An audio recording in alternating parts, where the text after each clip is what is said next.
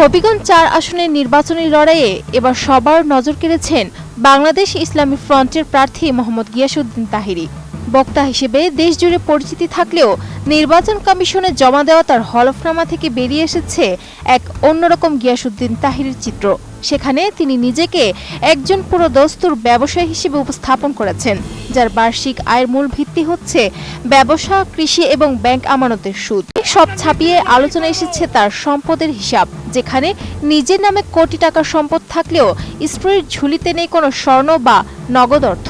হলফনামার তথ্য বিশ্লেষণে দেখা যায়, গিয়াসউদ্দিন তাহিরি তার মোট স্থাবর ও অস্থাবর সম্পদের পরিমাণ দেখিয়েছেন ১,৭৯,৪৩,৮৯২ টাকা। পেশায় ব্যবসায়ী এই প্রার্থীর বার্ষিক আয়ের বড় অংশ আসে ব্যবসা থেকে, যার পরিমাণ ৭,৯১,০০০ টাকা। এছাড়া কৃষি খাত থেকে বছরে ২৬,৪০০ এবং ব্যাংক আমানতের সুদ থেকে তার আয় হয় ২২,৮৯২ টাকা। অস্থাবর সম্পদের তালিকায় তার কাছে নগদ ৪১,২৮৬ টাকা এবং ব্যাংকে জমা ৭,৬৩,৬০৬ টাকা রয়েছে। তবে সবচেয়ে অবাক করা বিষয় হলো তার স্বর্ণের মজুদ। এই আলোচিত বক্তার নিজের নামেই রয়েছে ৩১ ভরি স্বর্ণ, যার বর্তমান মূল্য তিনি দেখিয়েছেন ৬ লাখ টাকা। এছাড়া ৫ লাখ টাকা মূল্যের আসবাবপত্র রয়েছে তার নিজের নামে। সম্পদের এই পাহাড় কেবল তার নিজের নামেই সীমাবদ্ধ।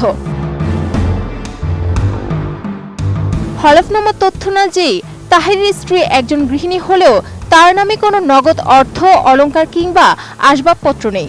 এমনকি তার উপর নির্ভরশীল অন্য সদস্যদের নামেও কোনো সম্পদের উল্লেখ করা হয়নি। স্থাবর সম্পত্তির ক্ষেত্রেও দেখা যায় একই চিত্র।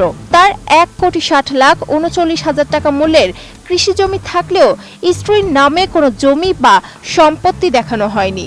অর্থাৎ স্থাবর অস্থাবর মিলিয়ে তার ১,৮০,০০,০০০ টাকার সম্পদের বিপরীতে তার অর্ধাঙ্গিনী বা পরিবারের অন্য সদস্যরা হলফনামার হিসেবে সম্পূর্ণ নিঃস্ব।